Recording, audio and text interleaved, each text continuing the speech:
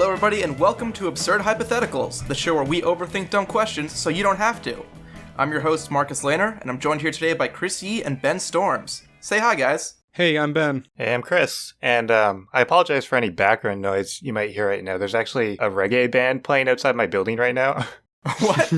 Yeah, there's like a concert. So I live in like a community thing, and they sent out an email saying that they're going to have a reggae band playing today. How much warning? So you got the email today? It was actually a couple days ago. I just forgot about it. All right. I forgot we were recording today.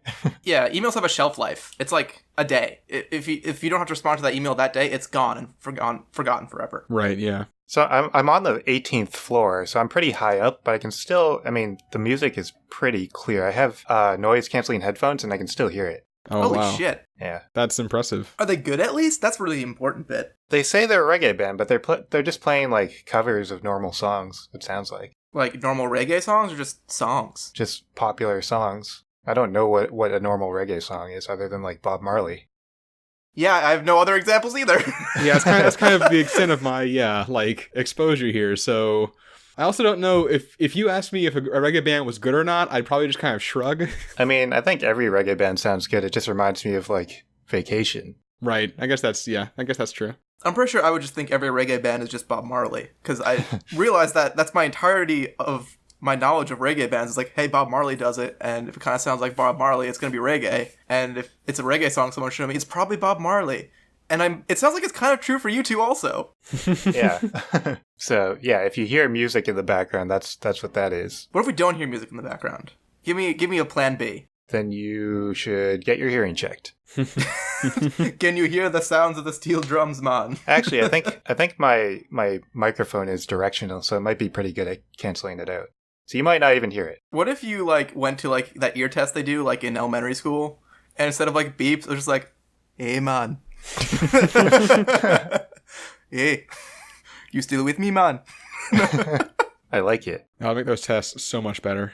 Did either of you ever get really stressed out by those tests, thinking that you're just gonna get it wrong? Yeah. Oh, well, yeah.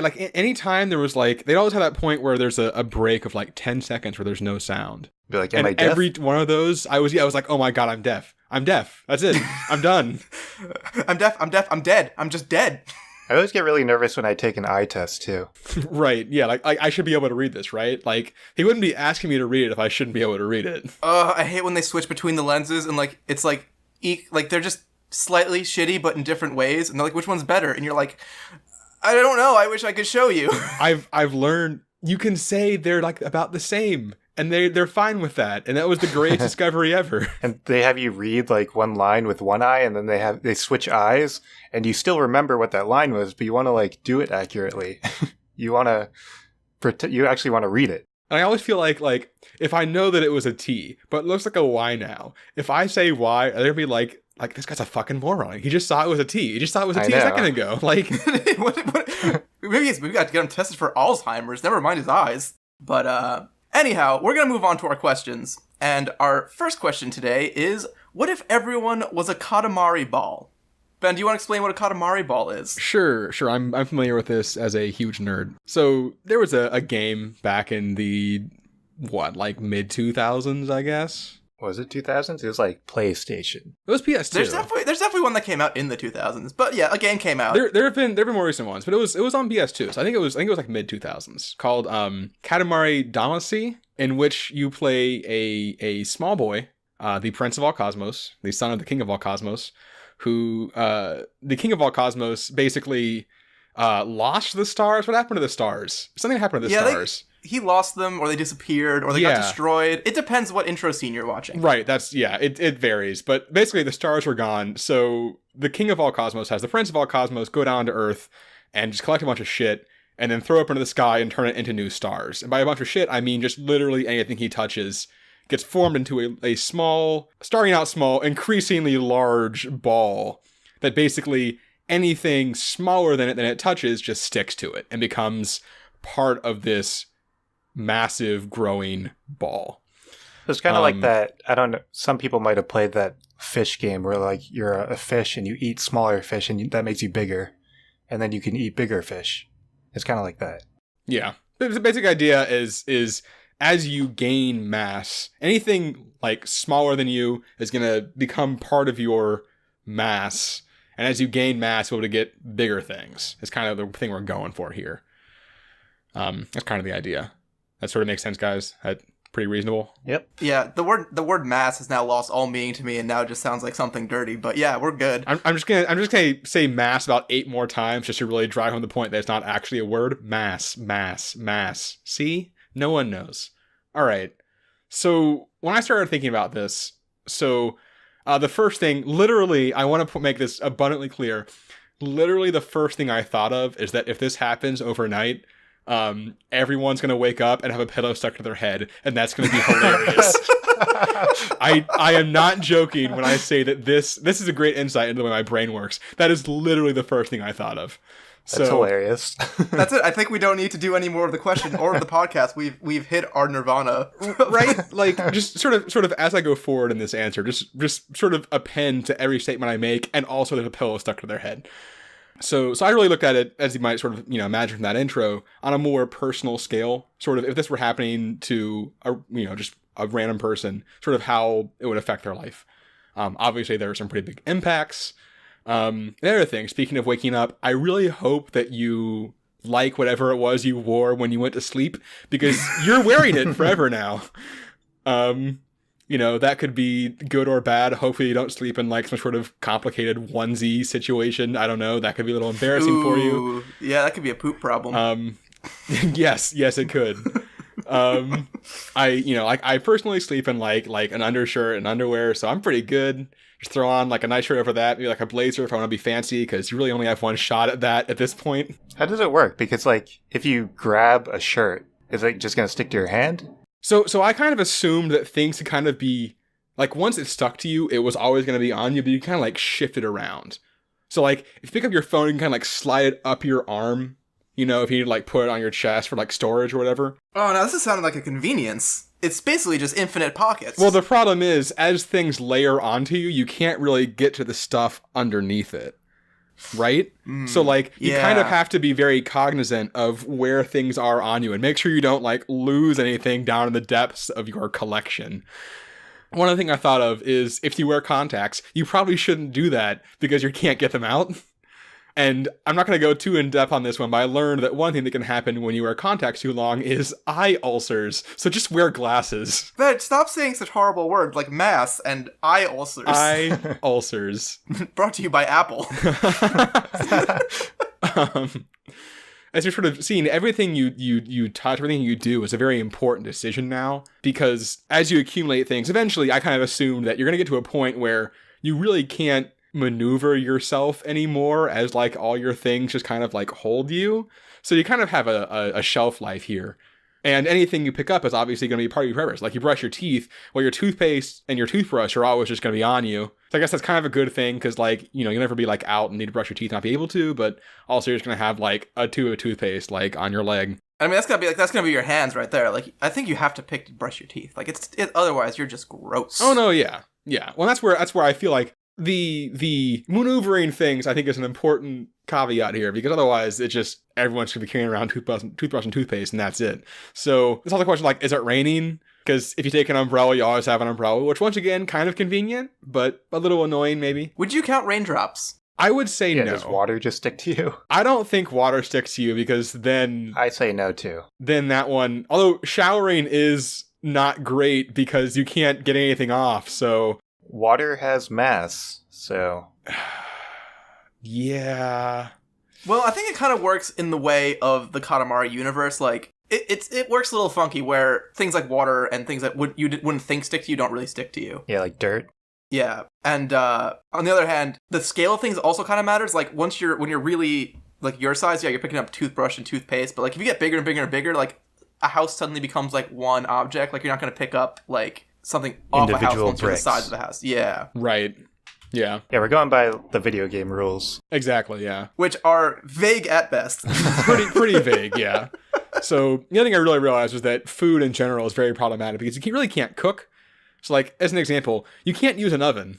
A very important part of using an oven is putting a thing in an oven and then closing it. And you can't do that. So can't do that. Can't really use a stove either. you can like pick up a pan and then the pan is on you. You can put the pan on the stove and turn it on, and then put food in the pan. Well, sort of.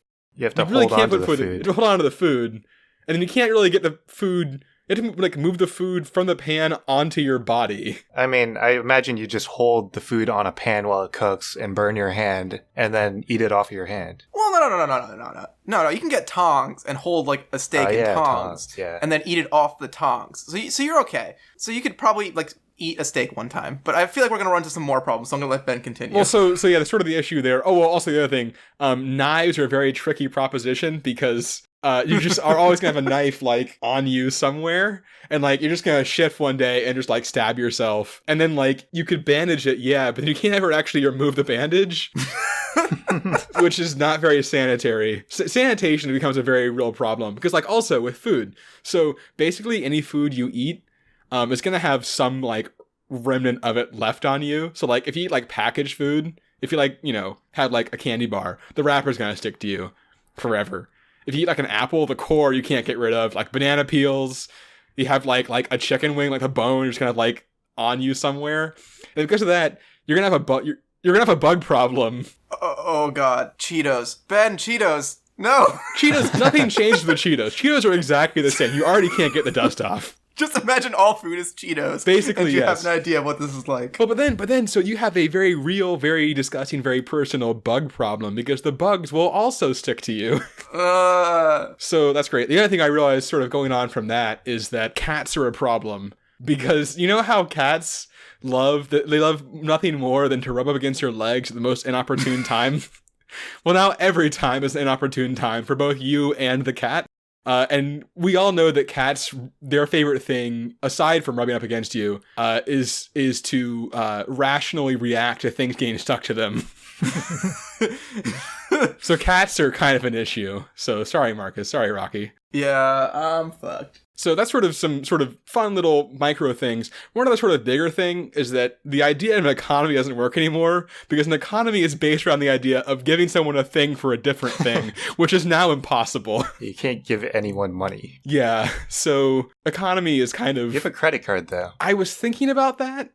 I guess you can, if you swipe it and you make sure that the thing you're swiping it on is like fixed to a counter so it's like bigger than you, I guess that works. But that's kind of the only way. One good thing I did think of, you will never, assuming you don't like lose it on yourself, you will never be out and not have a charging cable for your phone anymore. That is a good thing. Small blessings. You can't borrow someone else's though because then they have your phone. So that's kind of a downside. I guess also just as you're charging it, you just were sort of like tethered literally to the wall, but you know, whatever. So those are kind of some sort of general things I thought of on like day-to-day life. I realize there are probably much bigger problems that I ignored for the sake of this comedy podcast, but I'm hoping that both of you sort of took care of those for me. Yeah, maybe. Well, we'll get to you, Marcus, but for now, Chris, what do you have?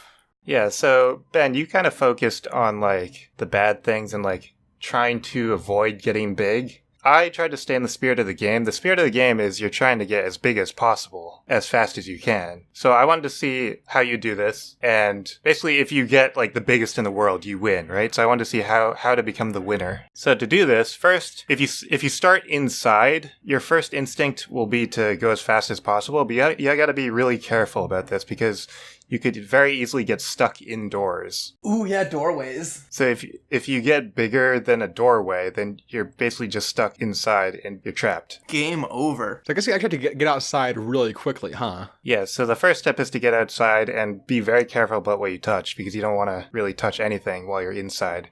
And then once you're outside, you just have to stay outside forever. And then step 2 was finding a place where you could grow fast. And I thought the best place to do this would be at like your local dump.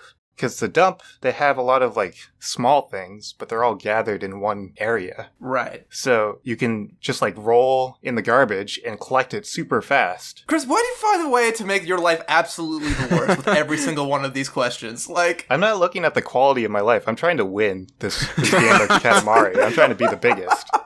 What I'm seeing in my mind is the big piles of the dump where people bring like broken up concrete and it's like rolling around in that. The thing is, like, not only you're starting with garbage, so your innermost layer is always going to be a small cube of garbage that you are just perpetually stuck in. Much like my real life. Aww. So the moment I determined that the dump was the easiest or the best place to go, I kind of figured that I don't really have a chance of winning because I live in the city and there's no dump close to me. And there's like a ton of other competition in the city. So instead of trying to win myself, I tried to figure out who would win. So I looked up a list of the top 10 landfills in the world, because a landfill is just like a giant dump. Man, that's an exciting Google search. Come on, BuzzFeed, give me the top 10 landfills I wouldn't believe. So number 1 is in Las Vegas. It's the Apex Regional Landfill.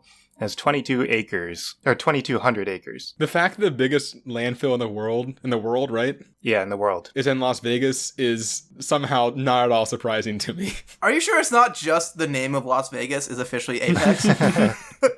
And just a fun fact about this landfill is it's responsible for 17.7% of the nation's methane emissions. Jesus. Yeah, just this one landfill. That's more than all the termites put together, which we talked about a few episodes back. Number 2 is in Mexico, which is 927 acres, which is like less than half of Las Vegas, which is like crazy. There's such a big difference. And then number 3 is actually in Shanghai, China, and that's 830 acres. And even though this is like way less than the 2,200, they're separated by a giant ocean. So number 3 and number 1, they're kind of gonna like operate on their own. They're not gonna interfere with each other. So I was thinking the one in Las Vegas is gonna be the winner of the West. The one in Shanghai is gonna be the winner of the East. And you're going to have an East versus West battle of landfills. It's the Katamari playoffs. Yeah. the two conferences. The top 3. My bracket has played out. I picked, well, Chris was my loss in the top 4. But... So I wanted to figure out which one of these would win. And just going off the landfills, the West would win because obviously they have the number 1 landfill. They also have the number 2 and number 5 landfill. The East has number 3, 6, 7, 8, 9, and 10, which is a lot on that list, but it's still, the West is still edging out by like 1,000 acres. So Las Vegas is still winning based on that. The next factor I looked at was the amount of people, because the amount of people is directly correlated to, like, obviously the people are going to be in the ball of stuff. Yeah, it's just people equal stuff. We make all the stuff. Yeah, more people has more stuff. So I looked at the Western population. So North America plus South America has 1.04 billion people. Oh, the East is going to crush us. Yeah, the East includes Asia, Europe, and Africa, and that has 6.42 billion. It was a close fight, but not really. So clearly the East destroys us in the amount of people. So if you weight these evenly, it's 1-to-1. I don't know if you'd weigh them evenly, probably not. But the third factor I looked at was the amount of trees in the East and West. Because just imagine like rolling in a forest. You're going to pick up a lot of trees and grow really fast. Yeah, if a ball rolls in the forest, well, there's a much bigger ball with lots of trees in it. I think that's the saying, right? Something like that, yeah. Sure, we can make it a saying. So the West, in North America and South America, there are 1.25 trillion trees, which is a decent amount. And in the East, just in Russia alone, they have 641 billion. Yeah, that's just Russia. In total, the East has 1.55 trillion. So the East wins again. Yeah, there's a lot more East than there is West. There's a lot more Russia than everything else. So, just based on these numbers, I think the landfill in Shanghai would win. They would be the winner of Katamari. The question is, who in Shanghai would... I'm just going to look up the most athletic person in Shanghai. Well, it'll just be whoever's closest to the landfill, right? Yeah. When it starts. So someone working at the landfill, probably. It'll probably be kind of unintentional for them. They just like... They trip into the landfill accidentally. and then suddenly have, 80,000 pounds of garbage on them. I'm sorry, I just put in most athletic person in Shanghai, ignoring you guys. And the first result is a video titled, Shanghai's, quote, most modern grandpa goes viral for youthful looks. He wins. Yep. He's the winner of Katamari. We always knew. Yeah, that's my answer. Marcus, what do you have? Yeah, so we're going to go a nice increase in scale because I figured, so it's going to be hard to predict. There's a lot of factors, but there's going to eventually be one winner because of the way this thing scales. Like, Once you go big, you keep getting bigger and bigger, like exponentially. So eventually just one person is going to have the winner ball, Mr. Modern Grandpa's big old Katamari ball. So my thought is, you are going to absorb everything you can on Earth. But why stop there? So the way I did it was, you're not sucking up the whole Earth, because it's eventually just going to be ground. But like for a long time, there's going to be like a lot of rocks and boulders you're picking up. And then in the games too, like once you get big enough, you actually pick up islands and things. So my dividing line I drew is that you're going to be able to pick up the entirety of Earth's crust, which actually isn't actually as big as I thought it was. So like, I thought it was pretty thin. Yeah, on the land side, it's like 25 miles thick, and in the ocean, it's only 5 miles thick. And comparatively to like the size of the Earth, that's nothing. Right, but on the nice thing is that Earth does have a lot of surface area. It's 196 million square miles, so you're gonna get 2.16 billion cubic miles of material is gonna be your volume. Do you know like at what point do you start picking up the Earth's crust? Well, it kind of scales. Like you're first gonna pick up rocks and dirt, and then you're gonna be picking up like bigger things, and eventually you're gonna be picking up like hills and then mountains, and then theoretically plates. I did not go through the exact check to see if you'll eventually get to a mountain, because I think you can find one somewhere. Once you get one, the rest get a lot easier. Yeah. So my first question is now we've got the whole crust, are we big enough to get the moon? Answer, no. That would be my guess. I was going to guess no. The radius of our Earth crust ball is 1,600 miles. The moon is 2,100 miles. So close. So we're kind of close. But we're not there Not yet. really that close. So we're going to have to do some space travel. I do not have an exact method of space travel. I figure you're just a big ball that can float around in space. Don't question me too hard on it. I mean, comparatively to Earth, like gravity, I don't know how gravity would work exactly. I don't think you're big. I think the Earth's core is so massive you would not like make an impact. But let's fudge the physics a little bit in our ridiculous thought experiment. Yeah. So looking around, none of the smaller planets are smaller than our moon. So we can't get any small planets. Like we can't just like nip over and grab Mercury. So I'm like, what else can we grab in the solar system that's smaller than us? And so I went to the asteroid belt. First stop.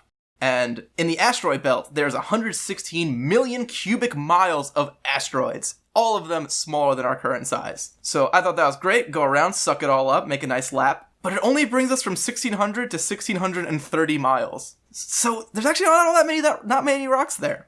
So now I'm looking, all right, maybe there's other moons we can grab. I know Jupiter's got a lot of moons. Looking over there, Jupiter has 70 moons. They have 70? 70 different moons. It's not even going to notice you're taking a couple. But the proportions are bad.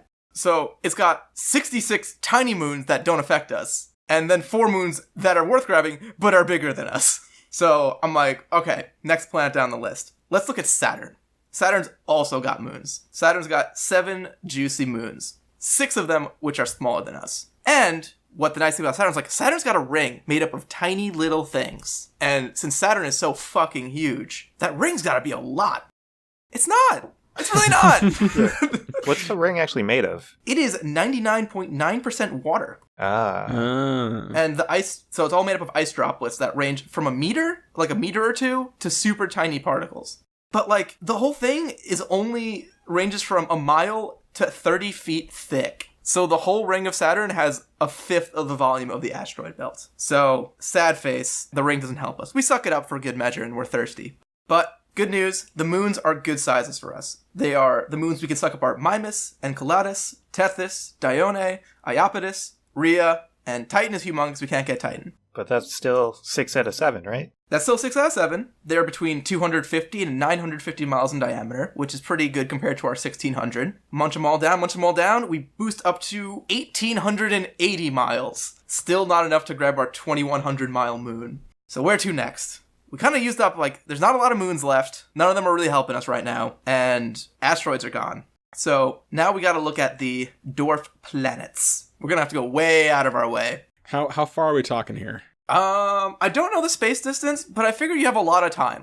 You have absorbed all the mass of the world and all the energy and calories of the world, so I imagine you can maintain yourself for a while. You are basically already a moon. And you probably have a few, space shuttles on you that you can use. Just fire those babies up and... Or just, use some, gas that you've gathered and just kind of fart your way through space. Yeah, all that methane from the landfills. Yeah, that's the deep space sounds, we kind of, hear that garble. It's just a big old fart from from a big Katamari ball.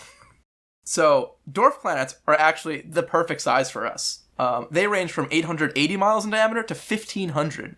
So just barely smaller than us, which is great. And so there's 5 of them that are worth grabbing in this range. And from smallest to largest are named, and I don't know where the fuck they come up with these names, but 1, Maki Maki. 2, 2007 OR. Number 3, Huamia. Then Eris. Anyone want to guess at the 5th one? It's our good buddy Pluto. I was going to mention Pluto. Yep, we can just barely get Pluto. So, size check again. We are 2,400 miles across. Time to head back to Earth and get the moon. Fuck you, moon. Let's do this. Wait, how big was the moon? I don't remember. 2150. Oh, okay. So yeah, the moon's going to give us a nice boost. And now, first off, we get to find out if the moon is actually made of cheese. And, I mean, I don't have the answer to that. Modern science has not told us. I'm assuming yes. I've always assumed yes. Why would you assume no? That's no way to live. So, now that we've got the moon, the question is, can we set our sights even higher? Can we get a whole planet? And I would love to get Earth. I'm eyeing Mercury to start. Mercury, the smallest planet at 3,000 miles across. We are 2,500 right now. There are actually only 4 celestial bodies left in the solar system between our size and Mercury. We have 3 of Jupiter's moons, Europa, Io, Callisto, and 1 moon in Neptune, Triton. But these are actually really good sizes for us because there's one that's 2,000, one that's 2,250, 1,600, and then we have one around 3,000, but once we eat the other 3, we can grab them, and we actually shoot right up to, fuck. I had my number. Where did it go? No. An elusive number. My notes. I'm just imagining a page full of numbers in front of you right now. What I'm imagining is for some reason you have put every number on its own individual page, and you're frantically riffling through them, throwing them to the sides, trying to find the correct one. Okay. Did you find it?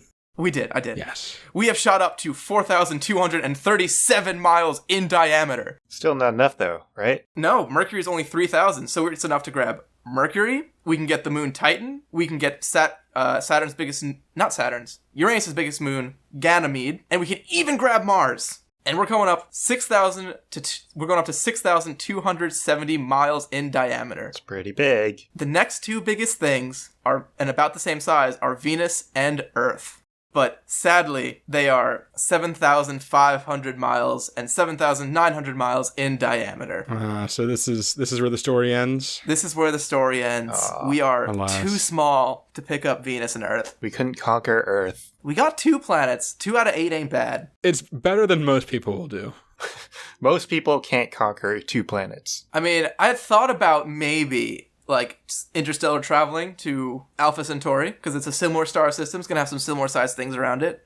But they don't actually know what's out there yet. They don't know what planets are there. God damn it, astronomers. What do we pay you for, aside from telling us what planets we can eat? Come on. Yeah, get on your shit. I mean, if you float in space long enough, you'll accumulate some stuff, right? No, space is a vacuum. Eventually, you'll be big enough. Space is like a straight vacuum. I mean, you'll run into, like, comets every once in a while, I guess. Yeah. Well, you have a pretty small chance of doing that, actually. Space is very big. Assuming you don't die and you have unlimited time, eventually you'll be big enough. Well, you don't have exactly unlimited time. So I assumed when I said you're going to float around space, the first thing you would say is, but Marcus, you'll freeze to death in space before you collect all that stuff. Is that me or Ben saying that? It sounded more like me, honestly. That's my hypothetical co-host who's actually any good at asking me tough questions. Oh yeah, that's an impossibility right there.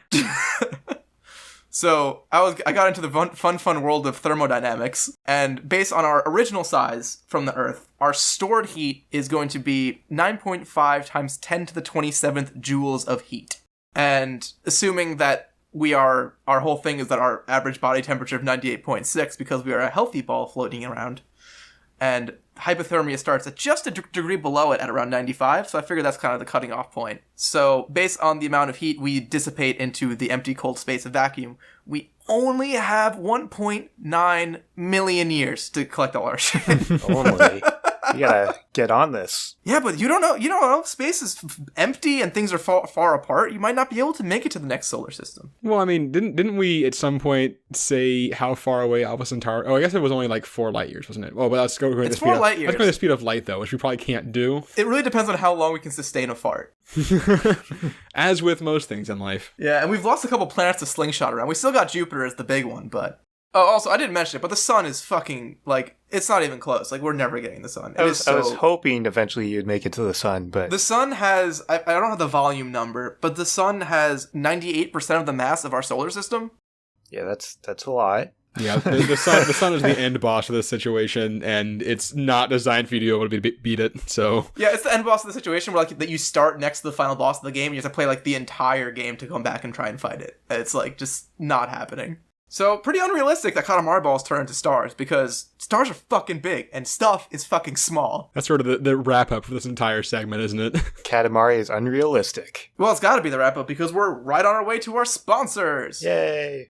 Except, we don't have any fucking sponsors. And you know what? I'm sick of this shit. I don't know why people buy all these products all the time. Like, you don't even need half this crap, guys. Like, just listen to these ads. Do you have dry, itchy eyes? Is your sight unreasonably blurry? Are your eyes so irritated that they've become bloodshot with pain? These symptoms are hard to live with, but now you don't have to. Instead, try blinking. 4 out of 5 doctors agree that blinking is the most effective way to keep your eyes rejuvenated and healthy. Simply close your eyes and open them. Side effects include temporary obstruction to sight, unintentional winking, trapping of eyelashes, and eventual loss of staring contests. Contact your doctor to see if blinking is right for you. Blinking, a natural eye cleanser.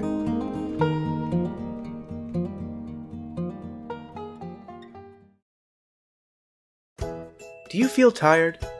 Trouble concentrating at work? Struggling to make it through the day? Is coffee just not doing the trick anymore? Well, great news! You don't need to buy anything at all. Just get some fucking sleep. Don't start that 4th episode in a row on Netflix. Don't play just one more game. And don't text that girl you kinda know. You up and stay awake waiting for a response. It's easy. Just lay down on your bed, place the blanket over your body, and position your head on the pillow. It's healthy too. 4 out of 5 doctors recommend sleeping at least once a day for best results. You'll be amazed at how rested you feel simply by resting.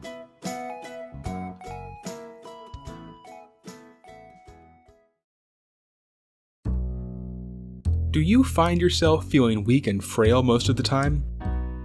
Do you have a continuous gnawing feeling in your stomach that never goes away, no matter how much you have to drink? Maybe you should try eating some food. 9 out of 10 doctors agree that food is a healthy part of a balanced meal in moderation. Go make yourself a sandwich, or get someone else to make you a sandwich, or maybe buy a sandwich, or, you could eat something that isn't a sandwich, I guess. But whatever you do, when you do decide to eat, just make sure that it's food.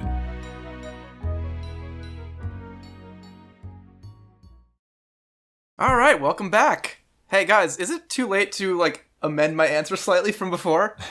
You're gonna change it? I just had a great, not change it, just continue it slightly, because I just had a great idea of how I can suck up the Earth. Okay. So, we are too small. And so, I've been stuck in this mode, stuck in this mental trap of being like, I need to be bigger. But what if we can make the Earth smaller? Because we're not as big as Earth, but we're big enough. We have a lot of gravity. So, I think what I want to do is I'm going to go into the orbit of Venus, spin around a little bit, kind of hitchhike it over with me, and smash Venus into Earth. Destroying both planets into tiny chunks which I can absorb into my big bulbous body. This is the greatest Superman villain plot I have ever heard. Suck it, Zack Snyder. Okay, that's a pretty low bar. Yeah, I know. That's maybe not the bar to shoot for, you're right, but anyway. Well, since I'm obviously so good at answering these questions, I'm going to start with the next one, which is, what if all plants were carnivorous? Like our good buddy, the Venus flytrap. So, what I was doing with this one is I kind of just got into what would plants be like? Because you have to have now a carnivorous version of each plant. Like, not everything is just a Venus flytrap. There's different types of carnivorous plants, and there's different types of plants that need to turn carnivorous. So, I found 4 main types of carnivorous plants that exist right now. There's the Venus flytrap, everyone's favorite, which is just one big mouth. There's the water wheel plant, which is like a Venus flytrap in that it traps things like in a mouth, but it's kind of like one big stalk with like tentacle arm thing sticking out with lots of smaller mouths and tentacly bits on them. That sounds pretty cool. Yep, the water wheel plant, or the scientific term Aldrovanda vesiculosa. How many times did you practice that before you said it right there? Literally 0. I am just awesome today. Wow, well done. Or it's just totally not how you pronounce it, and he just owned it. Yeah, it's just like a completely different set of letters. You're either awesome or confident, and both of those are pretty awesome. And then number 3, we have Drosera, more commonly known as sundews. So these are basically like, they look almost a little mushroomy. So it's like a center point with long tubular tentacles sticking out. Mm-hmm. And these tentacles have all these sticky nobules on them. So they have like a little bit of sap on the tip. That's like a sweet smell that attracts insects, and then they get stuck, and then it kind of takes them in and digests them on the leaf in a gross way. So that one's not super pleasant either. And then my personal favorite, the Utricularia, or more commonly known as bladderworts, which is actually an underwater plant. So it has little sacs all along these tentacle lines. And the way the sacs work is that they actually are negatively pressurized. So when a fish, or, well, not a whole fish, like a tadpole or a bug or something swims by, the flap opens, sucking in the water and the animal, and then closing. And this process happens in 15 milliseconds. I actually think I've seen videos of this. That's absolutely terrifying. Yeah, so there's going to be some really not cool plants around. Right. Because any of these scaled up is already not a fun thing in my book. So what are actual plants going to look like? The first thing I was thinking of, and I think the biggest one, is going to be grass. There's a lot of grass. There's a lot of grass. I think my first thought was like, maybe it's like a Venus flytrap where you have both halves of the grass blade would like clamp down on ants and things. And then I had a much better idea where a lot of grasses, not your typical long grass to this extent, but there's a lot of plants out there that the whole field of the plant is actually just one organism. So my imagination is that your square of backyard turns into all the plants, all the grass is one organism, and there's a mouth in the middle. And all the grass just constantly undulates towards the center like a big old 2D Sarlacc pit. Ew, I don't like the word undulates. Undulate is a very evocative word. You can't talk about bad words, Ben. Okay, you're right. You said mass like 35 times against my did. express wishes. I did. You're right. I apologize. So grass is not going to be fun. And I think huge fields are just going to get like proportionally big. And like when you have fields with like the 3-foot grass, it's going to be a problem for people too. But I think a lot of people are going to get concrete backyards. While they may not be as nice as grass looks, it's sure beats like falling asleep on your lawn in a picnic and then just being eaten by the grass. Bushes like hedges and brambly bushes, I think they're going to be like the Venus flytraps. So I think they're going to be more hollow. And then instead of 2 flat green halves, it's going to be just like a bunch of brambles that kind of lash out and grab you as you're walking along the sidewalk in my pleasant new world that I've created. Going back to the ocean, I think seaweed is just going to be like big old bladderworts. So you're going to be swimming in the ocean and you're just going to be like, oh, my foot touched a little something. And then the ocean will be sucked down and you will disappear under the water. They create like suction in the water. Yeah, there's literally like a negative pressure that they form in the capsule. So it sucks in everything. They're really just not super fun for things that are vulnerable to, that are inappropriately sized, I guess. And then, obviously, the biggest plants and our biggest problems are going to be the trees. Because I think there's going to be a lot of types of trees. Because trees can go basically any way they want to. Like, level 1, you have Harry Potter Whomping Willows, where they're just going to drop their sticks on you and beat the fuck out of you. I was thinking just willow trees in general. Nothing good is going to come of this. Yeah, willow trees are not fun. So, they might just hit you. Right. They're not going to eat you? They'll just hit you? I mean, they'll hit you and then, I guess, bring you to the trunk mouth, I guess. And then you're going to disappear and never see the light of day again, which will be a small blessing compared to what just happened to you. Then there's also, like, going back to these sundews where they're, like, have long and sticky tentacles. Like, a sticky and drippy, like, willow would also be really not cool. Where you just get, like, reeled up into the dangly bits. Into the dangly bits, like a flytrap, but, like, sentient and and humongous. I also imagined the Venus flytrap version, which would probably just look like a kid's drawing of a tree, but the top half would be open, so whenever a bird lands in it, it would just go like, chung. So that would be less of a problem for us, but also not great for the ecosystem around it. And that kind of does it for like the already existing carnivorous plants. But there's also some trees that exist already that really have interesting developments. So these are mostly for protection and for spreading seeds. But there's two particular trees I want to point out. The first one is the Morus alba, or the white mulberry tree. This tree is unique in that it ejects its pollen like little seed capsule things at half the speed of sound. What? Whoa. It can shoot them, which is about 400 miles an hour. And I'm just going to throw this quote in here. This is the fastest motion yet observed in biology, and approaches the theoretical physical limits for movements in plants. And it's from a tree. And it's from a tree, the white mulberry tree, which looks quite nice. Yeah, it's a pleasant name. So, like, I worry that this ability could be adapted to, It could be weaponized. yeah. You're just gonna be walking near a forest, and then you'll just hear a, and then that's it. Yeah, I don't even know what the sound is, but, like, ugh. And even though it's tiny pollen, like, not cool. But even worse than this plant, even worse than this tree, is the Hura crepitans, or the sandbox tree. So, first off, this tree looks horrible to start.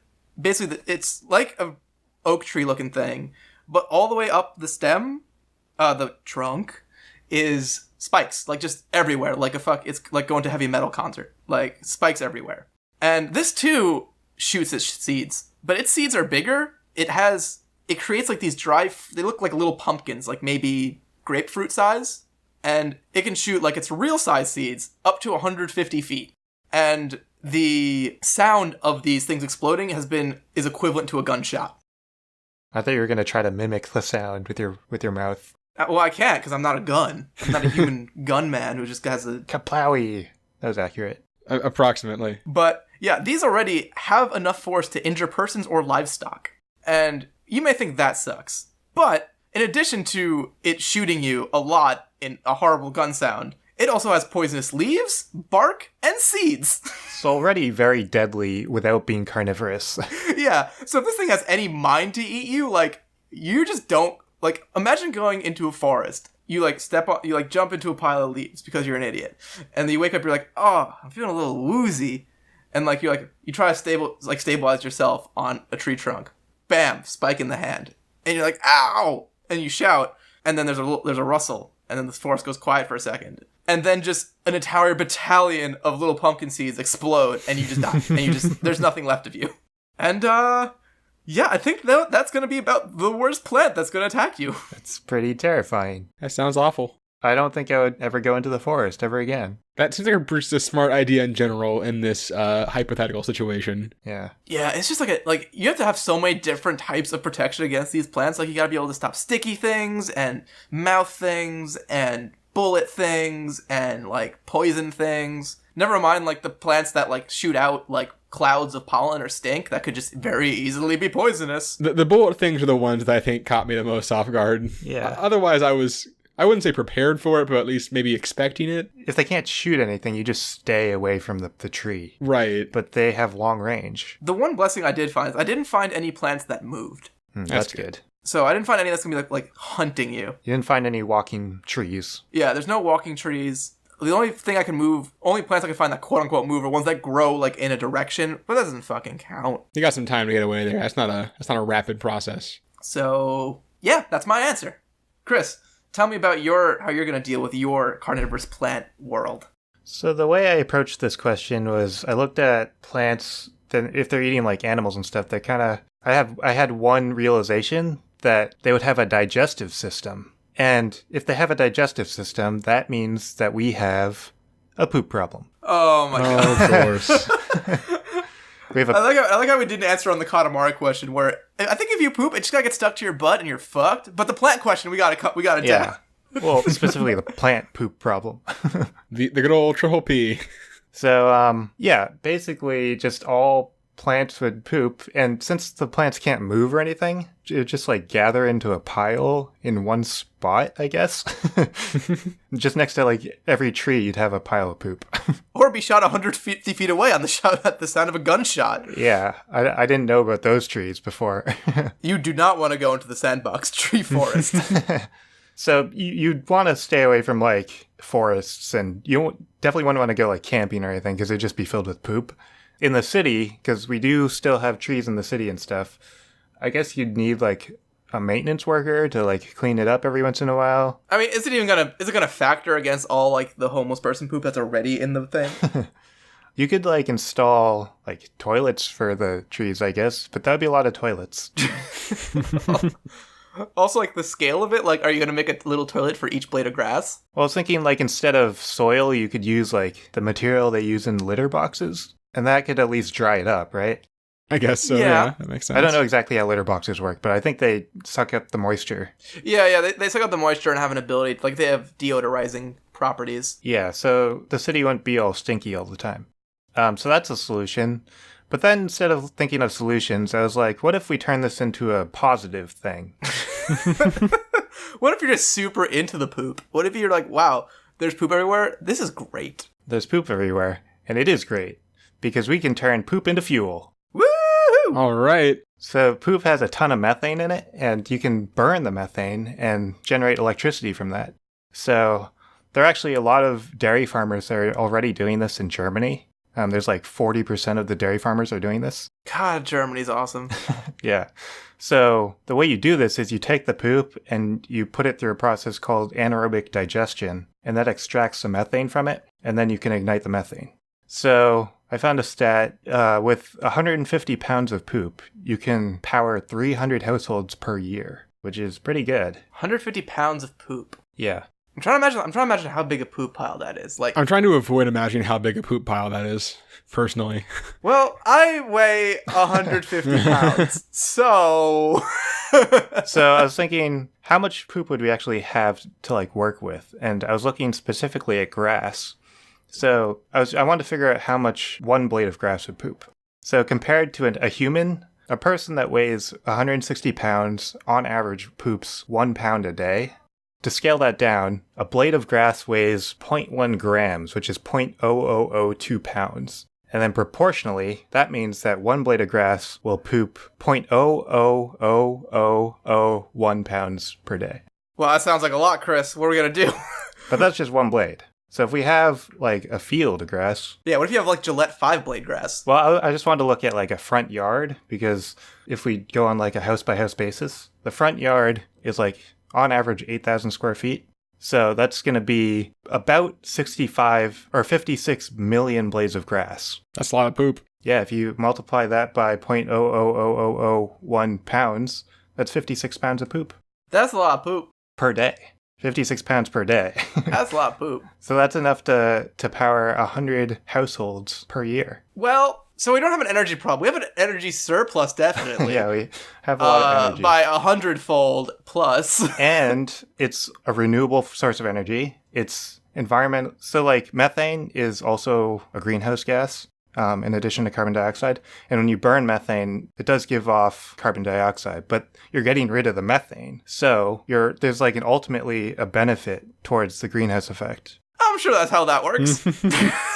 It is, because methane they said it was like 20 times worse than carbon dioxide at contributing to greenhouse effects. Yeah, I think I read that. So it is actually a benefit.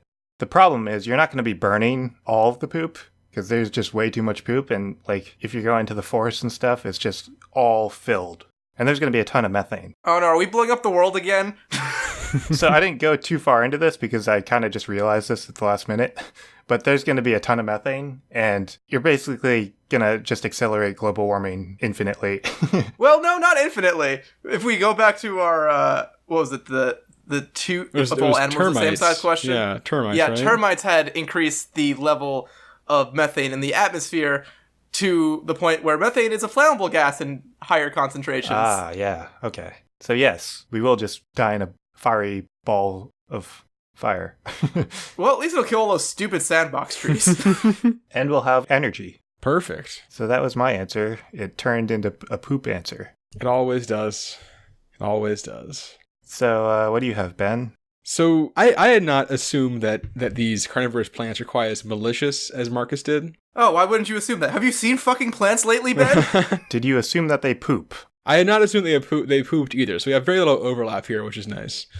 I kind of assumed that it was more of a Venus flytrap style, like, if something, basically, out of practicality, if something smaller than them, like, gets up on them, they'll eat it. So they're not gonna. I sort of assume that like, as example, like blades of grass would eat like ants and stuff. That's kind of the scale I went on. So thinking about like danger to people, obviously trees are still a problem. Grass, I think, as long as you like cut it, isn't that big of a deal because they'll like nibble at you a little bit. But like if you keep it cut pretty well, it's not gonna be too much of a problem. I feel like the big issue is gonna be like bushes and hedges because like if you get your hand in there, it's just gonna be like a pack of piranhas or pack. That's not right. School of piranhas. That's probably more accurate. I don't know the term. I like a murder of piranhas. I mean, it's not the right term, but it's the best term. It's the most accurate. But so I guess in general, like, obviously, gardening is a much more dangerous task now. I sort of agree with you, Marcus, that people are going to have just, like, a dirt yard or whatever. I will say that I think that if you're, like, really wealthy, you'll probably try to have, like, an actual lawn that you, like, have people maintain for you as, like, a status symbol. But, like, it's not going to be something you just do as, like, a hobby on the weekends because that's like skydiving without a parachute as a hobby, so... Oh, man, this really adds a new tension to, the bonsai tree hobby. Yes, right? Exactly. It's very zen. It's like, not only do I want this tree to stay small, I really want this tree to stay small. Right.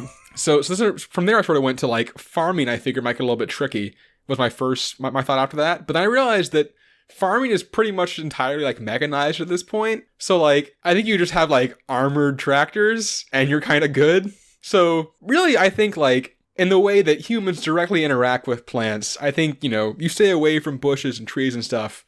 But it's not that bad for people in general. So then at that point, once obviously that direction had been pretty unfruitful, I thought, okay, so what is going to die?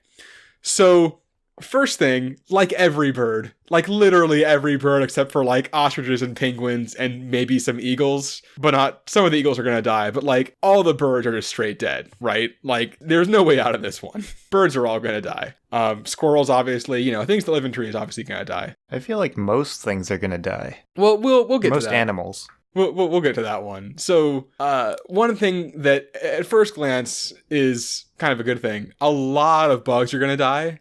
Because they're the only things that, like I mentioned with grass earlier, like bugs are the only things that are going to like definitely going to be able to be eaten by plants. Bugs are the only things that already get eaten by plants. Right, exactly. It just scales up. Now they all do. Yeah, that's just Tuesday for them. A lot of bugs, you know, like eat plants, like they'll eat leaves and stuff, and that's just not going to end well for them. Ooh, how does the leaf cutter ant do? That's an interesting battle. Ooh, I don't know.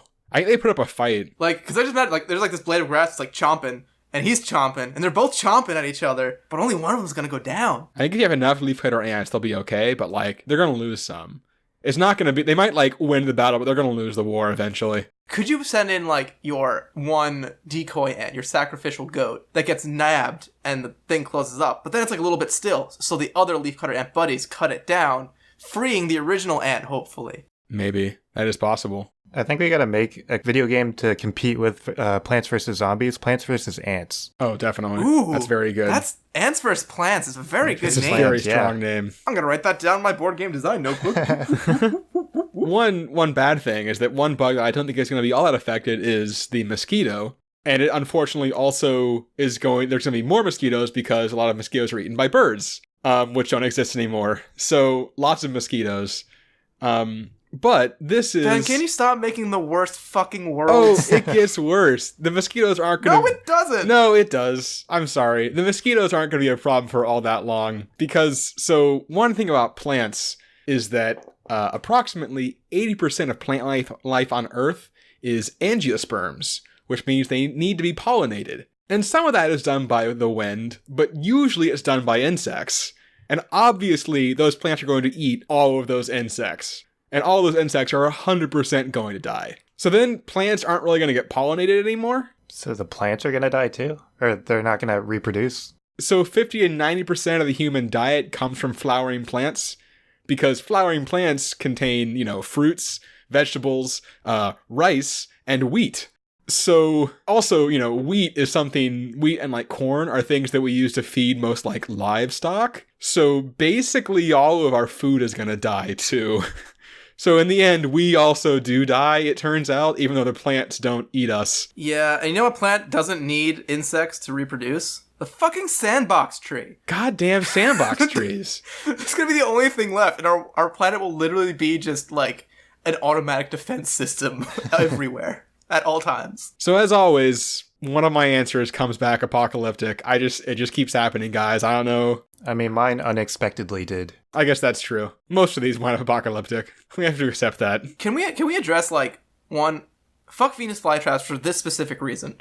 They eat bugs, right? They murder. They barely need to. Like, they still photosynthesize. They get, like, literally, like, a little bit of nitrogen from a bug. It's like taking your vitamin in the morning for them. Yeah, they murder for Flintstone vitamins. Like, it's fucking ridiculous. I mean, wouldn't you? No! Flintstone vitamins are delicious. They are very good. They are really good. I liked the dinosaur one. But that's besides the point. I don't like Venus flytraps on moral principles now. Also, it's crazy that Flintstone vitamins still exist when Flintstones has been off the air forever. Well, it's got pretty strong branding. Also, like, I found out that the Flintstone vitamins are actually one of the best vitamins for you. Really? Yeah, they're actually, like, by doctors and stuff, like, rated, like, I think there's, like, the Centrum A to Z, and then, like, number 2 spot Flintstone vitamins. That's amazing. I just realized, and this is a very saddening thought, there are definitely kids that only know about the Flintstones through the vitamins, right? And Fruity Pebbles. And Fruity Pebbles. Forgot about Fruity Pebbles. And that's it. That's all. Do you think there's going to be kids who misunderstand that the Flintstones is a really old show and they think it's a really, really old show? And when it was created, that people were actually cavemen? It was just like Seinfeld, but... It was just, yeah, it was a reality show. Yeah. Yeah, like, based on how fast technology is moving, like, in a couple, like, and how strong branding is nowadays and how fast technology is moving, maybe, like, 50 years down the line, like, we are so far advanced that, like, the 2000s blend in with, like, the 2000 BCs on a technological scale. And it's just like, oh, yeah, that could be. They're not going to realize that it's a cartoon. They're going to be like, oh, no, that's just because cameras are really bad. Yeah, exactly. It was just so low definition. Oh, my God. Well, that was your bonus hypothetical for the week. What if people forgot Flintstones were not from the vitamins? All right, we'll be back next week with the following questions. What if all glass turned to Jell-O? And what if everyone stopped working for a whole week? If you have any questions, comments, or your own hypothetical idea you want us to answer, let us know. You can reach us by email at absurdhypotheticals@gmail.com. Send us a tweet at absurdhype, that's HYPE hype. Visit our website, www.nerdchomp.com/absurdhypotheticals. And if you enjoyed the show, don't forget to subscribe and leave us a review on iTunes. It really helps out the show and lets us keep making it for you.